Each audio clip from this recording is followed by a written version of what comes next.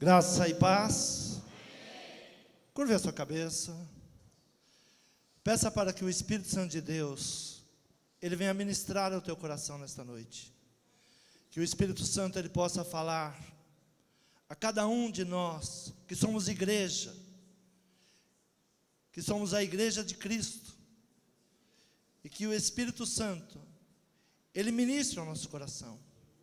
E que nós possamos ser a arca, carregar a arca sobre os nossos ombros, levar a presença de Deus a esta nação, aos lares, aos lugares longínquos.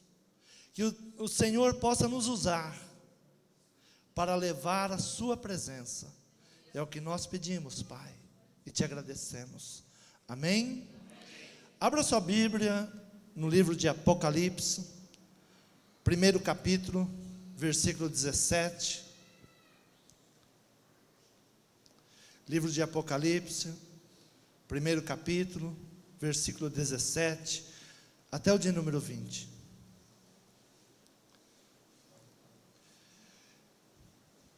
E eu, quando ouvi, caí aos seus pés como morto. E ele pôs sobre mim a sua destra, dizendo-me: não temas, eu sou o primeiro e o último. O que vive, fui morto, mas eis que estou aqui, vivo, para todo sempre. Amém? E tenho as chaves da morte e do inferno. Escreve as coisas que tem visto, e as que são, e as que depois destas hão de acontecer. O mistério das 7 estrelas que viste na minha destra, e dos 7 castiçais de ouro. As 7 estrelas são os anjos das 7 igrejas, e os 7 castiçais que viste são as 7 igrejas. Amém? Podereis tomar assento. Quando a Bíblia nos fala de 7, fala da plenitude. E o nosso Senhor Jesus Cristo, ele se apresenta a João, dizendo que ele estava entre as 7 igrejas, e ele estava de pé, caminhando entre elas. E ali ele vai falar com João, dizendo: escreve tudo o que eu vou te falar, porque será transmitido a minhas igrejas. Imagina hoje você, pastor, que está aqui, se chegasse a você, neste dia, uma carta, e não está endereçado o teu nome. Muitos que estão aqui receberam um convite, alguns nem receberam direcionado ao seu nome, mas simplesmente recebendo para vir a um congresso. Imagina se hoje você recebesse um convite endereçado a você, mas não dizendo o seu nome, e sim dizendo ao anjo da igreja que está nessa cidade, naquele bairro, e ali nomeava a igreja pela cidade. E Jesus então ele começa a falar com essas 7 igrejas. A primeira igreja de Éfeso, e ele diz algo muito interessante a essa igreja. Ele fala tudo o que ele estava vendo, e ele diz: tenho porém contra ti que deixaste o primeiro amor. Tenho contra ti que deixaste o primeiro amor. A segunda carta chega à igreja de Esmirna, e ele diz: eu sei das tuas obras, e tribulações, e pobreza. A terceira carta chega a Pérgamo, e ele diz: habita onde está o trono de Satanás, e tende tolerado a doutrina de Balaão e dos Nicolaítas. A quarta carta chega a Tiatira, e diz: tenho contra ti que toleras que Jezabel se diz profetiza, ensine e engane meu povo. E a quinta chega à cidade de Sardes. Tem nome de vivo, mas está morta. A sexta chega a Filadélfia. Pus uma porta aberta e ninguém pode fechar. E a sétima carta chega a Laodiceia. Eu sei as tuas obras. Tem nome, pensas que está muito ativo, mas você é morno.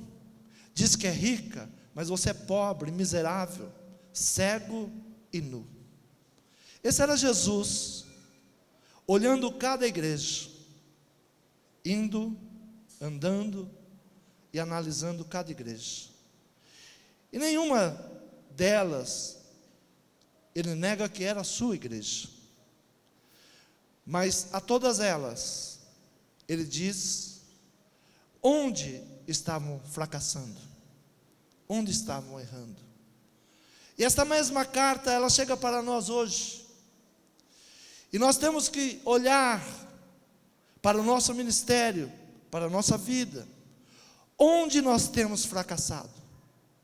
Tem muitas coisas que Jesus olha para nós e Ele gosta, e Ele ama. Mas algumas coisas Ele diz: tenho porém contra ti. E esse tenho porém contra ti é que nós devemos olhar para nós. O que nós temos feito para agradar o reino de Deus, fazer a obra de Deus. A Éfeso ele diz: tenho porém contra ti que deixaste o primeiro amor. Imagina deixar o primeiro amor. Quantas pessoas estão deixando o primeiro amor? Se apaixonando por tantas outras coisas e se esquecendo do verdadeiro amor, da essência do amor. Ele diz para Esmirna: sei das tuas obras e tribulações e pobreza, mas tu és rica. Essa é a igreja que não sabe quem é. Há uma grande dificuldade hoje da igreja não saber quem ela é. Às vezes eu converso com alguns pastores e eles dizem: mas pastor, a nossa igreja é muito pequena, nós somos muito pobrezinhos, nós somos muito fraquinhos. Essa é a igreja que não sabe quem ela é. E Jesus se depara com essa igreja e diz: eu sei das tuas obras e tribulações e pobreza, mas tu és rico. Porque nós temos olhado uma riqueza não como Jesus olha a riqueza. Nós temos um potencial que nós queremos comparar a outros potenciais, mas não é o que Jesus está procurando. E Jesus, ao se deparar com esta igreja, foi 2 igrejas apenas que Jesus não teve recriminação contra ela, e esta é uma delas. Mas ele diz: você se diz pobre, você se diz que vive em tribulações, mas eu quero te dizer algo que você não está vendo: você é rica, você tem um potencial, e você precisa olhar para dentro desse potencial. Nós temos nos deparado com pequenos ministérios como o nosso, e a grande dificuldade dos pequenos ministérios é que eles querem fazer comparação com as grandezas do mundo, e não entende que Deus, que o nosso Senhor Jesus Cristo, Ele está olhando para dentro de nós, e só Ele te conhece. Às vezes nem você mesmo se conhece, mas Ele te conhece, e Ele diz: olha, você se diz pobre, você se diz que está em tribulação, mas tu és rica. E Pérgamo, ele diz: habitas onde está o trono de Satanás. Irmãos, o grande problema de muitas igrejas hoje é que Satanás colocou um trono dentro das igrejas, e ele quer o lugar que pertence ao nosso Senhor Jesus Cristo. E muitas vezes nós, como igreja, não estamos nos apercebendo que quando cedemos algumas coisas, o diabo, o Satanás, o nosso inimigo, ele está colocando um trono dentro da nossa igreja. E ele diz: porque você tolera a doutrina de Balaão, a doutrina dos nicolaítas, tolera o falso ensino. Esta é uma das igrejas que Jesus, passando por ela, diz: olha, você é forte, você é abençoada, porém, há um trono de Satanás, no lugar que deveria ser só meu. Você está permitindo, por causa das alianças com os falsos ensinadores, com os falsos profetas, e há no meio de vós aquele que ensina a doutrina de Balaão, a doutrina da falsidade, a doutrina da infidelidade, aqueles que ensinam a doutrina dos nicolaítas. E a próxima é Tiatira: tenho contra ti que toleras Jezabel, mulher que se diz profetiza, e ensina e engana o meu povo. Essa é a visão que Jesus, ao entrar pelas igrejas, ele tem. 7 é a plenitude. Pode ser a sua igreja, que você é pastor, a igreja que eu sou pastor. E nós temos que ir ouvindo. Essa carta está chegando a nós hoje. Como nós estamos trabalhando? Nós estamos para um crescimento, esperando que o nosso ministério venha a crescer. Será que nós estamos agindo como essas igrejas estão agindo? Tolerando as falsas doutrinas, tolerando Jezabel? Ou nós somos a igreja de Sardes, que parece que somos uma igreja, mas na realidade já morremos faz tempo, não há mais vida, as vidas não são geradas, temos eventos, temos shows, mas não nasce ninguém. Tem nome de vivo, mas está morto. E a 6ª carta é para Filadélfia. Filadélfia parecia a menor de todas elas, aquela que menos força tinha. Porém, a palavra que Jesus dá a Filadélfia é: pus uma porta aberta, e esta porta que eu coloquei aberta, ninguém pode fechar. Nós temos que declarar que o Senhor é o Senhor do nosso ministério, que o Senhor, Ele é o princípio e é o fim. Nós não devemos buscar em homens, em sistemas. Hoje eu ouço muito falar de sistemas, hoje eu ouço muito de falar de ferramentas poderosas que podem mudar, fazer a nossa igreja crescer. Eu acho que muitas ferramentas são boas, mas quando deixamos de colocar Jesus Cristo como Senhor, e começamos a buscar em homens, em sabedorias humanas, nós começamos a entrar no processo dessas igrejas, e nos esquecemos que quem abriu a porta do teu ministério, quem te chamou para a obra, foi o nosso Senhor Jesus Cristo. Ele te ungiu, Ele te chamou. Hoje muitas pessoas estão procurando alguém que os ajude, alguém que venha na igreja, me dá uma luz. Como é que eu faço?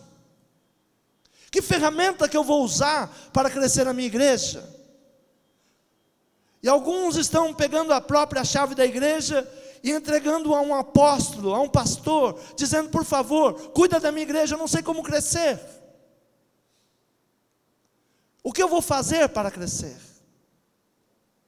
Mas se esqueceram que um dia Deus te chamou, lá onde você estava. Um dia Ele chamou Davi de trás das malhadas, e colocou ele como rei de Israel. Um dia Deus te chamou, lá no seu trabalho, onde você estava, quando ninguém acreditava em você,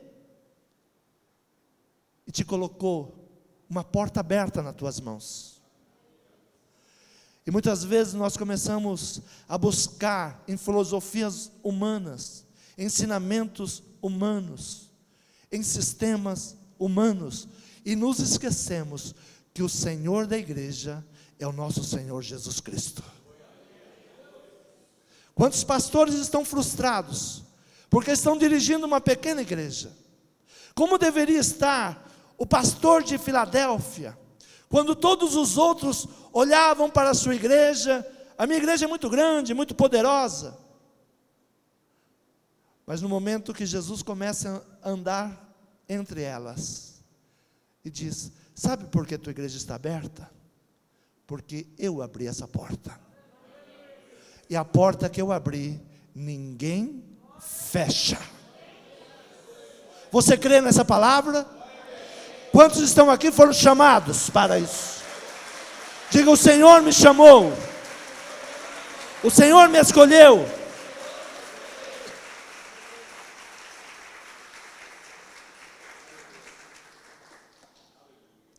Muitas vezes dentro desse processo, nós estamos olhando para Laodiceia, poderosa, grande, palácios, e nos frustramos muitas vezes por não ser como a Laodiceia. E pensamos que, porque somos pequenos, Jesus não passeia entre nós. Por menor que seja o seu ministério, o Senhor é o Senhor do seu ministério. Por menor que seja o seu chamado, por menor que seja, o Senhor é o Senhor do seu ministério. E Ele é o Senhor que vai te abençoar. Ele é o Senhor que vai te capacitar. Muitas vezes nós vamos buscar em homens, e eu falo isso pelas experiências que eu tive nos últimos anos. Corri de um lado, corri de outro, buscava uma ferramenta aqui, buscava outra, e no final, decepções. O que ia somando era decepções. Decepcionava com aquele apóstolo, decepcionava com aquele outro, aí mudava para outro, até o dia que eu entendi que o Senhor desta igreja é o Senhor Jesus Cristo. E que não há outro a qual Ele entregou a chave. Enquanto eu estiver aqui, que for a vontade dEle, eu me rendo a Ele. E depois que eu entendi isso, eu comecei a receber sabedoria vinda de Deus. O Senhor me deu livros, o Senhor nos deu CD, o Senhor nos deu agora apostila. Você pode olhar para mim e perguntar: você tem capacidade para isso? Eu sou, entre todos que estão aqui, o menos capaz. Mas tudo isso que vocês estão vendo, foi Deus quem nos deu. Então você, pastor amigo, que veio aqui hoje, saiba que o Senhor Jesus, Ele tem passeado no seu ministério, como tem passeado no meu. E quantas vezes Ele me chamou e disse: você tolera Jezabel, você está entregando o púlpito para Jezabel, e ela está ensinando o meu povo, quando você deveria ensinar o meu povo. Mas eu olhava para mim e falava: mas eu não tenho essa capacidade. Quantas vezes o Senhor, andando pelo nosso ministério, Ele diz: mas agora está terrível, porque você diz que é uma igreja viva, e você está com cheiro de morto. Não há mais amor pelas almas, você perdeu o primeiro amor. E o Senhor foi nos ensinando que não há nenhuma mágica para crescer igreja. Não há nenhuma ferramenta que não venha do nosso Senhor Jesus Cristo, que seja capaz de trazer vida. pode trazer movimento, pode trazer um agrupado de pessoas, pode trazer uma multidão de pessoas, mas pessoas lavadas e remidas no sangue do Cordeiro é diferente. Quantos querem uma multidão? Eu quero uma multidão de lavados e remidos no sangue do Cordeiro. A multidão não me impressiona, a multidão não me motiva. Se no céu existe uma festa por uma pessoa,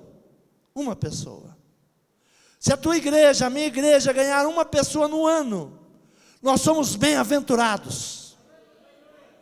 Nós fizemos pelo menos um dia de festa nos céus, pelo menos um dia de festa.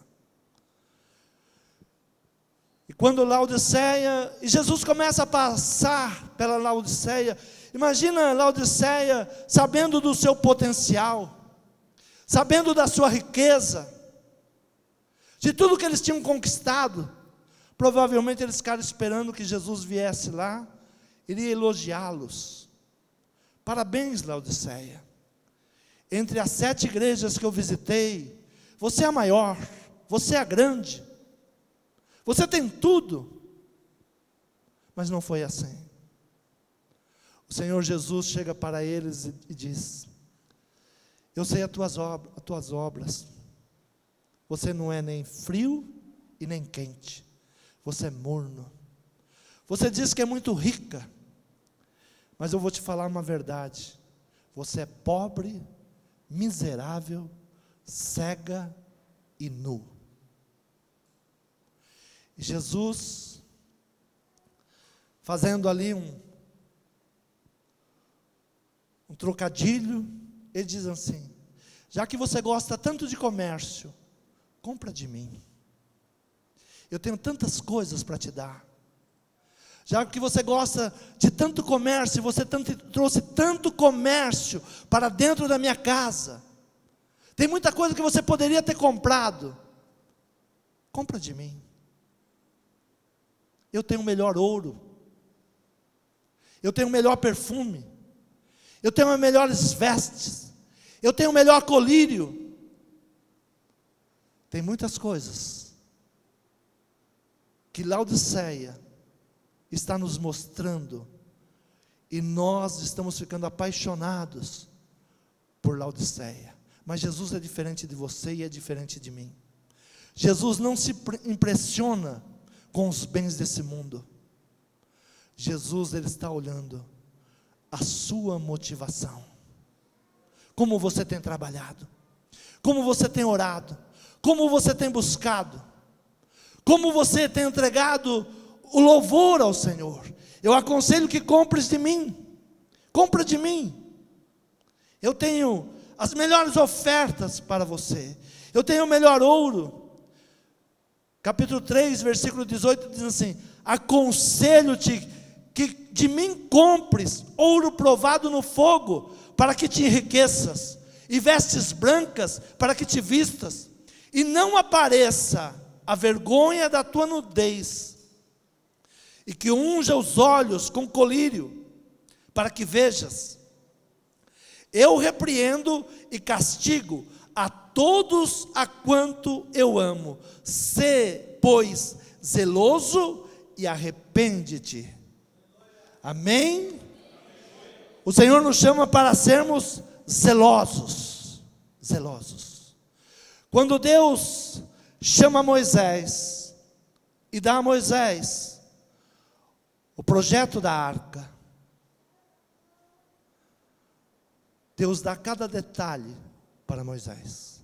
O nosso Deus é um Deus zeloso, é um Deus detalhista.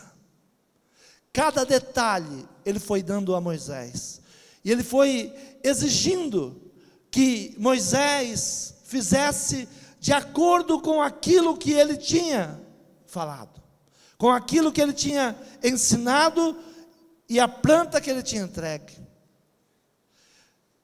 Êxodo 25:16 diz: depois porás na arca o testemunho que eu te darei, maná, tábuas, vara E ali cada uma delas tinha um significado.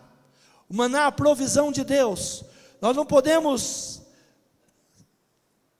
ter uma arca, sermos a arca, sem entender que Deus é a nossa provisão.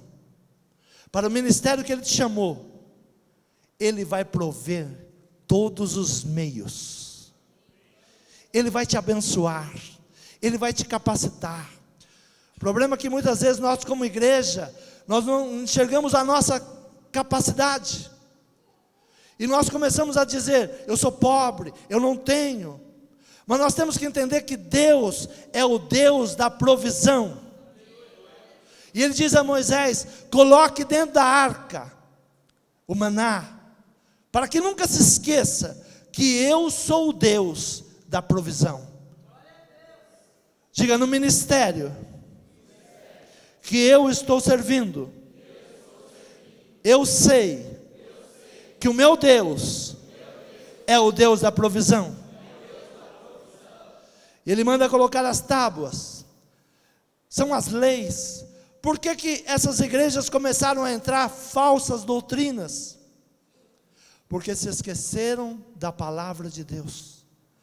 Nós não podemos nos esquecer da palavra de Deus, das leis de Deus. E quando nos esquecemos das leis de Deus, começam a entrar os falsos ensinadores, os falsos profetas, as falsas doutrinas, e nós vamos tolerando Jezabel, porque nos esquecemos que dentro da arca deve ter a palavra de Deus. E a terceira é a vara, a escolha do líder. Quantos são pastores aqui esta noite? Deus te escolheu. Deus te escolheu. Aquilo que Deus colocou na tua mão, não vai dar para outro administrar. Aquilo que Deus colocou nas tuas mãos, Ele vai te capacitar, para que você possa administrar. Não sei se a tua igreja é uma igreja pequena, é uma igreja média, é uma igreja grande, mas se Deus te escolheu para lá, você é quem Deus vai capacitar. A vara representa o homem que eu escolhi, o pastor que eu levantei. Hoje há muita gente vindo nas igrejas, dando coberturas.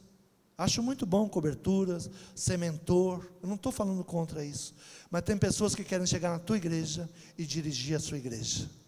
E você, por medo, muitas vezes tem pegado a chave da sua igreja, entregado na mão dele. Deus levantou você. Diga, obrigado, Senhor. Eu não abro mão do meu chamado. E a arca, ela representava o poder de Deus. Nós nunca podemos sair às guerras sem a presença de Deus. Muitas vezes nós queremos sair às guerras sem consultar Deus. Muitas vezes nós entramos em guerras que não era para nós entrarmos nessa guerra. Mas toda guerra que Deus estiver com você, Ele está na frente. Josué, comandante do exército, ele coloca a arca na frente. Eis que a arca da aliança do Senhor de toda a terra passa o Jordão diante de vós. Josué capítulo 3, versículo 11 diz: e a arca do Senhor, a arca do Senhor, e do Senhor de toda a terra, passa adiante de vós, adiante de vós. Nós estávamos falando de entregar o nosso chamado, a direção da nossa igreja, para que outra pessoa venha dirigir. Esse é o sacerdote relapso, que não ensina os seus filhos. Os membros da sua igreja estão na sua responsabilidade, são seus filhos. O Senhor vai pedir conta deles. Aí você vai falar: eu entreguei para o pastor Gerson dirigir, eu não sei o que ele ensinou, não sei o que ele fez. Não, o Senhor levantou você. o Senhor levantou Eli para cuidar da casa dele. E ele tinha 2 filhos, e não corrigia os seus filhos. E a arca estava lá, e por causa desse sacerdócio relapso, que não ensinava os seus filhos, não cuidava da sua casa, não cuidava daquilo que Deus tinha colocado nas suas mãos, o inimigo vem, faz guerras, e leva a presença de Deus embora. Quantos estão perdendo a presença de Deus, por não cuidar daquilo que Deus lhe entregou? Digo, nosso Deus é um Deus zeloso. E isso indo para a área da família, muitos pais pensam que quem cuida dos nossos filhos são os professores na escola. Não são. Os pais devem cuidar. Os pais devem ensinar. Se você não ensinar a palavra de Deus aos seus filhos, as falsas doutrinas, os falsos ensinamentos virão sobre ele e você vai perder os seus filhos. E a presença de Deus vai sair da sua casa. Diga, Deus me livre disso. Deus me livre de ser um sacerdote relapso. E a arca vai cair nas mãos dos filisteus. A arca vai cair na mão da idolatria. Muitas vezes por nós sermos uns sacerdotes relapsos, não cuidarmos da presença de Deus, não cuidarmos daquilo que Deus colocou nas nossas mãos, a idolatria começa a tomar conta daquilo que seria a presença de Deus. Hoje é muito comum conversar com os pastores, e os pastores estão decepcionados, porque o pecado tem entrado na igreja de uma forma arrasadora. A idolatria, a falsidade, os falsos ensinamentos, porque nós temos nos tornado sacerdotes relapsos, temos negociado com espíritos malignos, temos colocado um trono de Satanás, onde deveria ter o trono do nosso Senhor Jesus Cristo, e muitas vezes a presença de Deus, que deveria estar na mão da igreja, está na mão dos idólatras. Está na mão dos idólatras. Quantas pessoas têm falado de Deus hoje? Quantas pessoas têm falado tantas coisas bonitas, mas quando você vai ouvir com profundidade, você vê que por detrás daquilo é um laço, um engano, uma mentira, e por detrás daquilo vai te levar a uma idolatria. Quando nós não cuidamos daquilo que Deus tem colocado na nossa mão, a presença de Deus vai cair na mão de um povo idólatra. Mas pior do que um povo idólatra é a casa da indiferença. Por 20 anos, a arca, a presença de Deus, vai na casa de Abinadab, um chefe de exército. E ele recebe a arca na sua casa, e ele coloca ali de qualquer maneira, não reverenciava, não cultuava, ficava lá de qualquer maneira. Pior do que o idólatra é a igreja da indiferença. As pessoas vêm ao culto, dizem que vão cultuar a Deus, mas aquele que deve ser cultuado não é cultuado. Aí é um culto para a carne, é um culto para o eu, é um culto para a vaidade, e Deus, a presença de Deus, muitas vezes está sendo colocada de lado. Então é a casa da indiferença, a casa de Abinadab. A presença de Deus ficou lá 20 anos, nada aconteceu.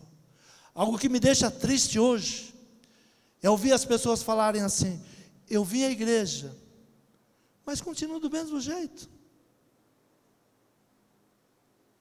Entrei triste, estou saindo amargurado. É a casa da indiferença.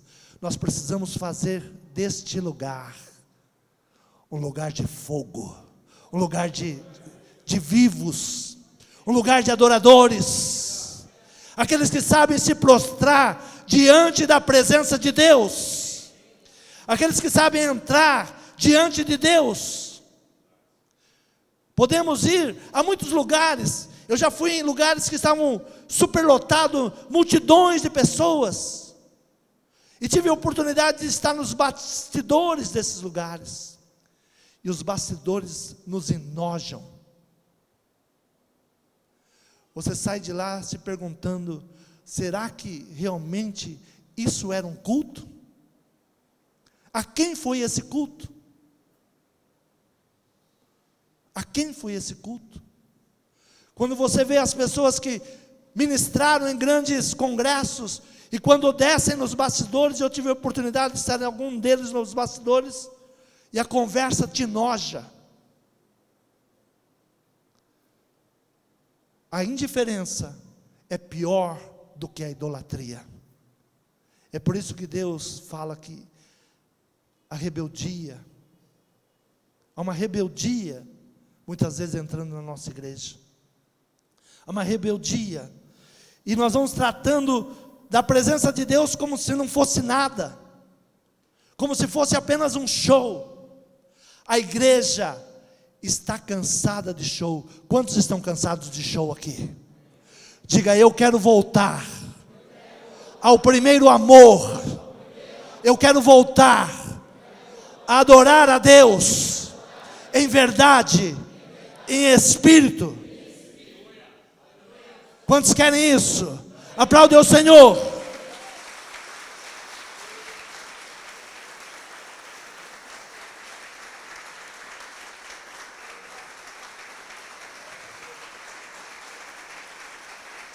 Volte ao primeiro amor. Chega de indiferenças, chega de falsas doutrinas, de falsos ensinamentos.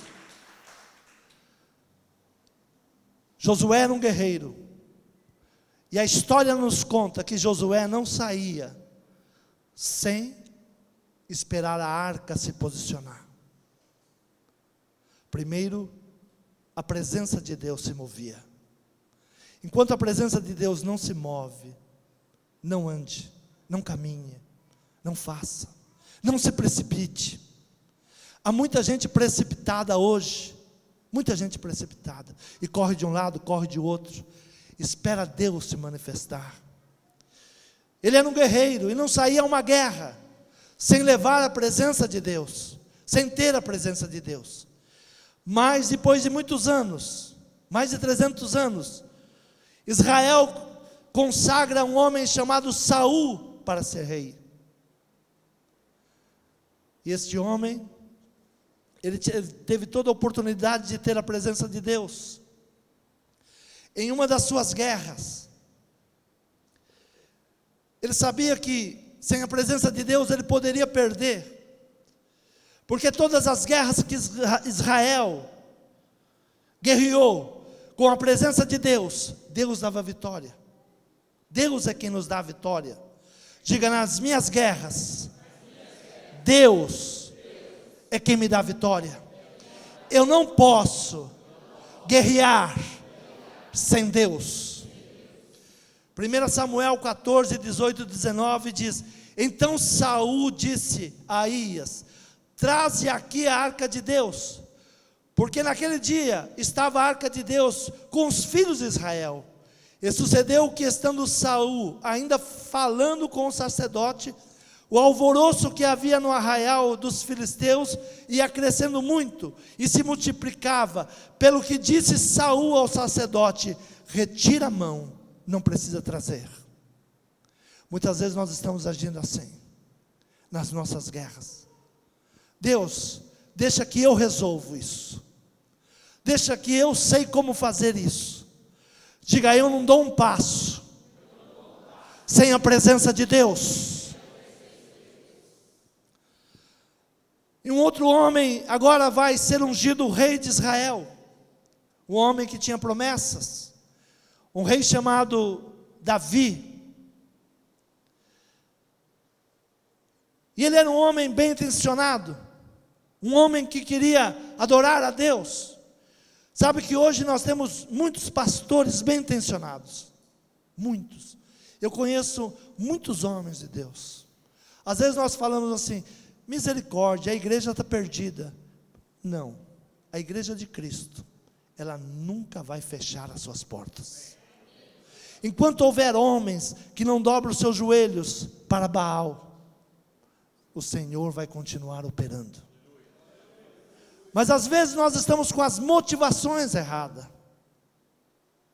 Pensamos que Deus, como a igreja de Laodiceia, ela achava que ela estava fazendo o melhor para Deus. Ela tinha grandes templos, revestidos de ouro. Era muito rico. Muitos eventos grandiosos. Mas Jesus, quando passa por lá, diz: como vocês são miseráveis. Como vocês são pobres. Como vocês são cegos. Como vocês estão sem vestes e nu e cego. Muitas vezes nós temos uma motivação e achamos que para Deus olhar para nós devemos construir palácios, devemos fazer coisas grandiosas. A igreja de Laodiceia pensava assim. E Davi, nos seus primeiros dias, ele também se enganou. Um homem bem intencionado, porém com a motivação errada. Há muita gente bem intencionada, querendo crescer a igreja, querendo fazer as igrejas serem palácios, mas a motivação errada. A motivação errada. O problema não é os palácios, o problema não é o ouro, porque Deus é o dono da prata, do ouro. Ele não se impressiona com isso quando ele tem. Por exemplo, se eu comprar uma Ferrari, eu posso impressionar muita gente que tem um Fusquinha, mas se eu viver no meio de amigos que têm Ferraris, eles vão olhar e falar, muito boa, mas não vai ficar impressionada. Então você nunca vai impressionar a Deus com ouro e com prata, porque Ele é o dono do ouro e da prata. Por mais rico que você seja, nunca vai impressionar a Deus, nunca. Agora o seu coração é o que Ele está olhando. E Davi pega os seus melhores homens. 2 Samuel capítulo 6, versículo 1 e 2 diz assim: e tornou Davi a juntar a todos os escolhidos de Israel, em número de 30.000, e levantou-se Davi, e partiu com todo o povo que tinha consigo, para Baalém de Judá, para levarem dali para cima, a arca de Deus, sobre a qual se invocou o nome do Senhor dos Exércitos, que se assenta entre os querubins. Veja bem onde Deus se assenta, o trono mais alto. E Davi queria impressionar Deus. Ele chama 30.000 homens, dos melhores homens, dos homens selecionados a dedo, para levar a arca para Jerusalém. Mas ali ele faz tudo da maneira errada. Quantas vezes no seu ministério, no meu ministério, eu sei que eu errei. Tinha boa intenção, mas a motivação errada. A motivação errada. E é isso que o Senhor está nos chamando nesse congresso. Qual é a motivação que você tem para louvar a Deus? O que você tem pensado sobre o seu ministério, sobre a sua igreja?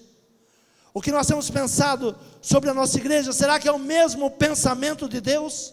O pensamento de Davi era riqueza, luxo, honra, mas era o pensamento de Deus? Não. E ali Deus não aceita aquilo que Davi estava fazendo. Não basta ter uma boa intenção. O rei Davi era um homem bem intencionado, queria levar a arca na presença de Deus a Jerusalém, porém de uma forma contrária àquilo que estava estabelecido por Deus. Você não pode fazer a obra de Deus sem fazer aquilo que está estabelecido. Muitas pessoas estão querendo fazer a obra de Deus com sabedoria humana. Eu preciso consultar a Deus. Diga, eu preciso consultar a Deus. E daquela forma errada que Davi estava levando, resultou em morte, resultou em medo. É por isso que muitos ministérios hoje estão amedrontados, estão com medo. Há muitos pastores hoje amedrontados. Começaram a obra bem intencionados, porém de uma maneira errada. E Deus não se agrada. Não quer dizer que Deus se rejeitou, não quer dizer que Deus tem nos rejeitado. E Davi agora não sabe mais o que fazer com a arca. A arca se tornou um estorvo. Há muitas vezes na nossa vida que a presença de Deus se torna um estorvo. Porque nós queremos viver da nossa maneira. Nós queremos fazer as coisas como nós achamos que deve ser feita. E a presença de Deus passa a nos incomodar. E nós começamos a nos afastar cada dia mais da presença de Deus. E Davi pega a arca e vai procurar um lugar para deixar a arca. E ele olha para todos os lados. Uma coisa ele sabia: eu não posso levar a presença de Deus.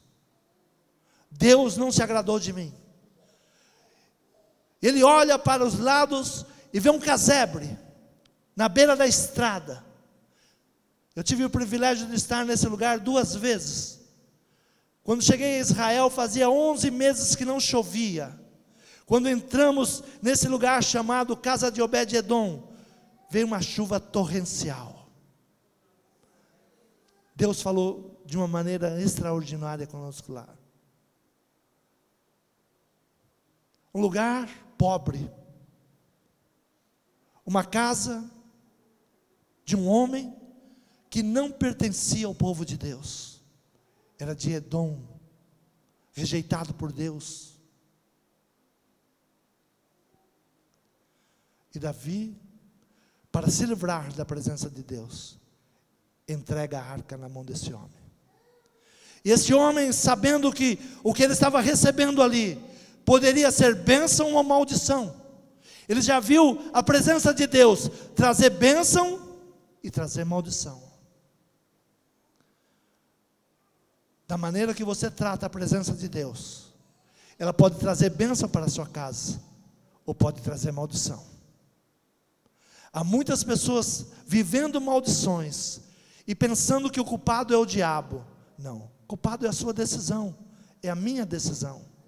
As decisões que eu tenho tomado, as motivações do meu coração, para onde meu coração tem me levado, quais são as decisões que o meu coração me leva a tomar. Ainda que bem intencionado, Davi trouxe maldição ao seu povo.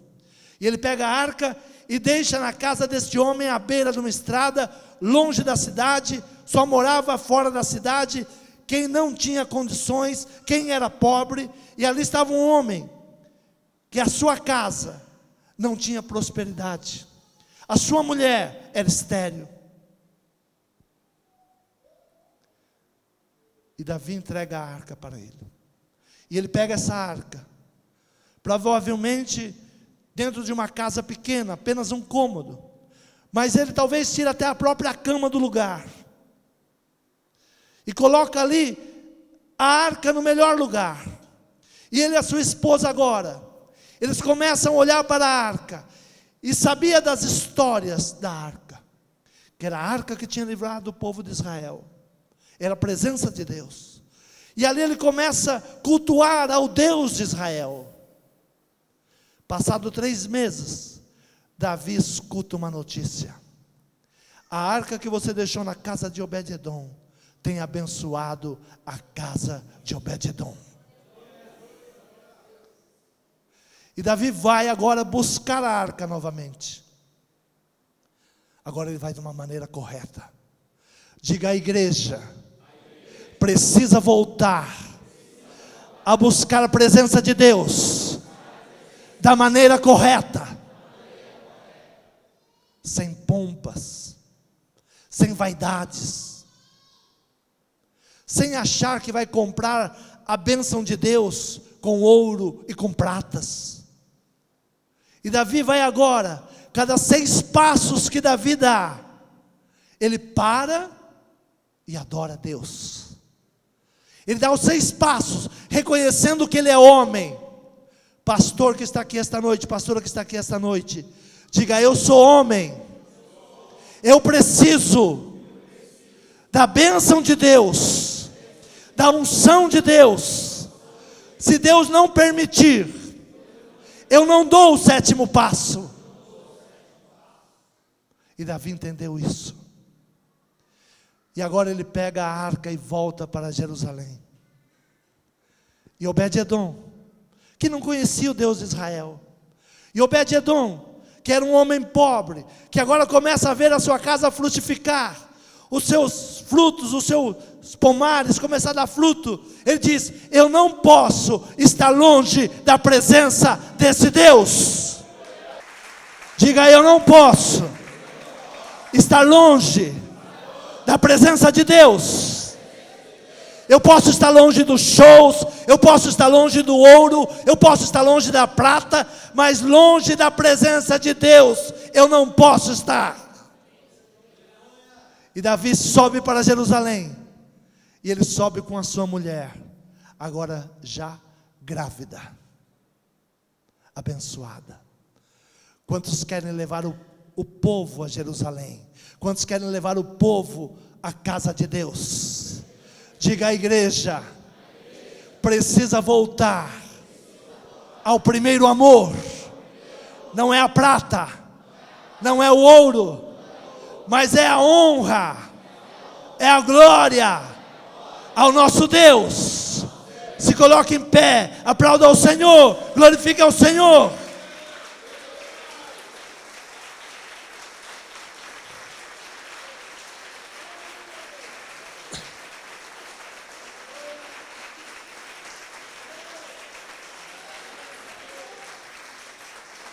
Toda honra, toda glória.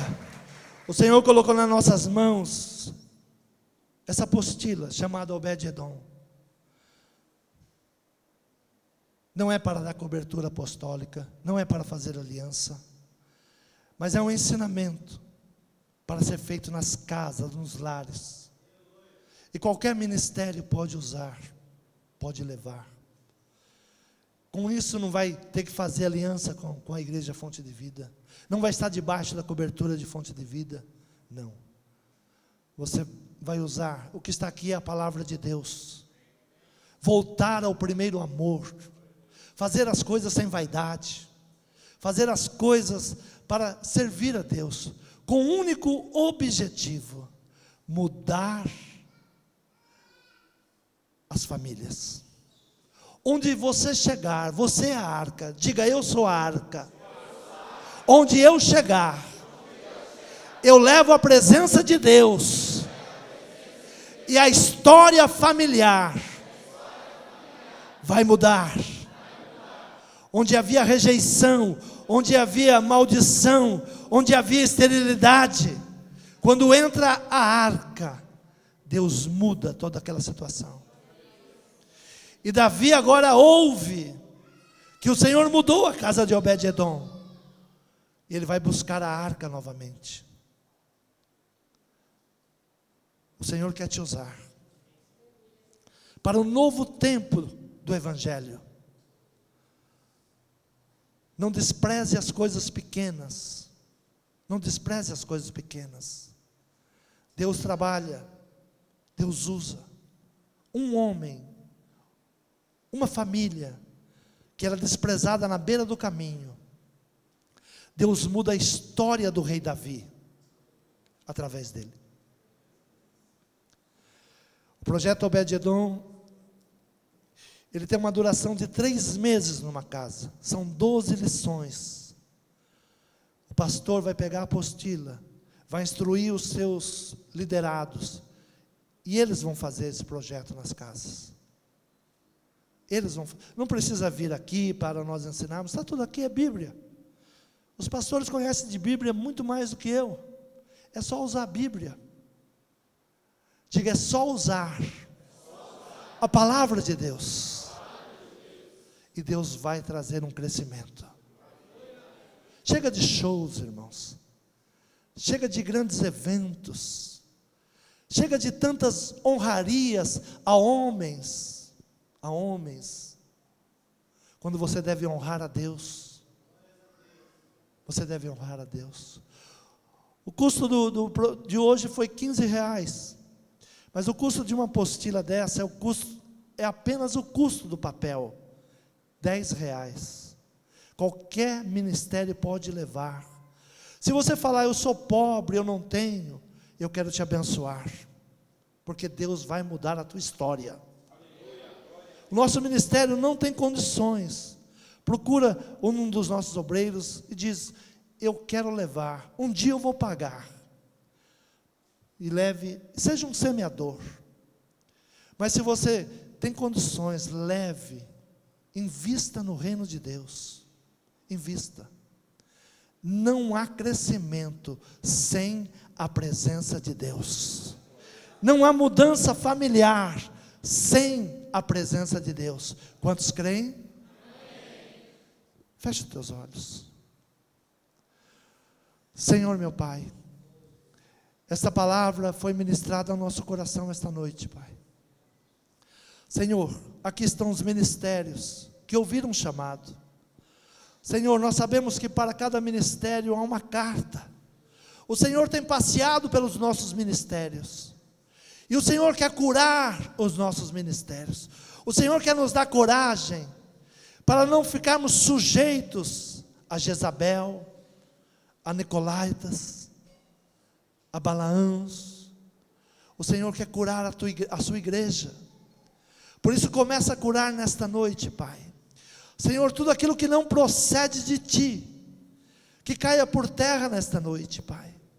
Senhor, que os ministérios, as igrejas, eles possam caminhar sem opressão de um ministério mais forte, sem opressão daquele que se diz apóstolo, e é um falso apóstolo, porque ao invés de cuidar dos seus filhos, fica explorando os seus filhos, fica exigindo honrarias.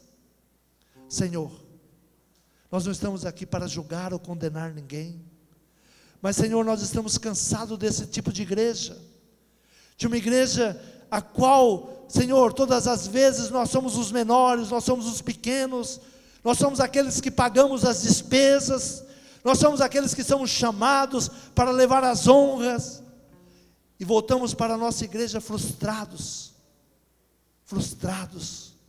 Senhor, nós queremos a Tua presença, Pai.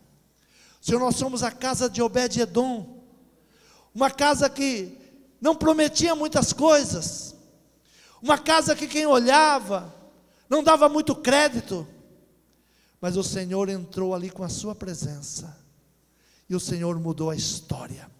Eu sei que nesta noite, o Senhor está mudando a história de muitos ministérios nesse lugar, de pessoas que estavam cansadas, de pessoas que estavam decepcionadas, de pessoas que estavam cansados de tantos congressos, e levar honrarias, e sair de lá frustrados. Senhor, nós queremos voltar ao primeiro amor, reunir 5 pessoas, reunir 10 pessoas, reunir 20 pessoas, ter 10 casas numa igreja, e trazer ao coração dessas pessoas o desejo de subir a Jerusalém. Nós precisamos motivar novamente o coração dessas pessoas a vir à igreja, a servir a Deus, a honrar a Deus, não honrar homens, não participar de shows, mas participar de um louvor a Deus. Que o Senhor nos cure nesta noite, que o Senhor nos liberte nesta noite. Senhor, aquele pastor e pastora que entrou aqui acuado esta noite, que ainda está tolerando muitas coisas dentro do seu ministério, por medo, por timidez. O Senhor é o primeiro e é o último. A porta que o Senhor abriu, ninguém fecha. Ninguém fecha. E o Senhor enche agora de coragem. O Senhor renova as forças nesse lugar. O Senhor capacita cada um agora. O Senhor coloque semente nas mãos do semeador. É o que nós te pedimos, Pai. E abençoamos a cada ministério nesta noite, em nome de Jesus. Amém.